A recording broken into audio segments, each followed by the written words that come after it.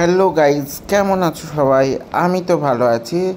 তো সেদিন শ্বশুরবাড়ি থেকে ফেরার পথে ওখানে শালাবাবুর ঘরে অনুষ্ঠান ছিল। তো অনুষ্ঠান সেরে ফেরার পথে রামনবমীর দিন ছিল, তো রামনবমীর দিন ফিরছিলাম।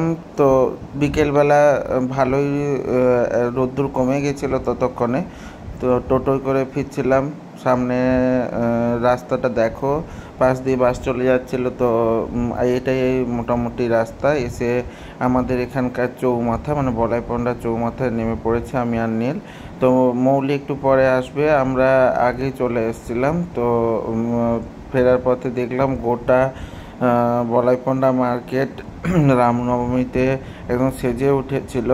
তো রাম পুজোর যে পতাকা দিয়ে পুরো মার্কেটটাকে সাজিয়ে দেওয়া হয়েছিল। তো এখানে যে মার্কেটটা আছে সেই মার্কেটটার নামই হচ্ছে রামজিও বাজার। তো রামজিও বাজারের ভিতরে একটু ঢুকে গেছিলাম। তো বাইরে প্রসেশনটা যাচ্ছে, তো সামনে একটা রাম মূর্তির স্ট্যাচু করে দিয়েছিল, তারপরে বিভিন্ন টোটোতে সাজিয়ে যাচ্ছিল। তো এটাই হচ্ছে বাজার ভিতর। ওই বিকেলবেলা বাজার বসে, যে পাশটা বাজার বসে সে পাশের ক্লিপ নেওয়া নেই। এখানে ফুচকা দোকানগুলো বসে। তো কত বড় মাইক সাজিয়েছে দেখো, তো অনেক মাইক সাজিয়েছিল। তো ডিজে মাইকগুলো মেনলি বাজানোর জন্য বাজিয়ে যাচ্ছিল। তো গোটা প্রসেশন দেখতে দারুণ লাগছিল। একটু অন্য ধরনের এক্সপিরিয়েন্স, আমি আগে কখনো এরকমভাবে দেখিনি। তো বলাইপনা মার্কেটেও পুজো হয়েছে, তো এতটা এরকমভাবে প্রসেশন করে গোটা ফ্ল্যাগ টাঙিয়ে এরকমভাবে সেলিব্রেশন খুব একটা আগে দেখিনি।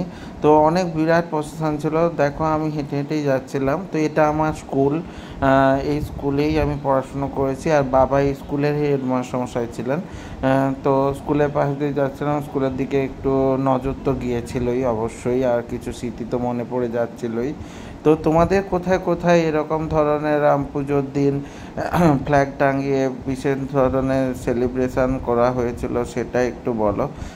একটু এগিয়ে যাই, রাম মূর্তিটা তোমাদের দেখাচ্ছি। একটু ক্লিপ নেওয়া আছে। তো ওই দেখো রাম মূর্তি দেখালাম তোমাদেরকে। তো ভিডিওটা কেমন লাগলো বলো। এরপর বাড়ি চলে এসেছিলাম। তো ভিডিওটা যদি ভালো লাগে লাইক কমেন্ট শেয়ার করে দিও, পাশে থেকো, টাটা।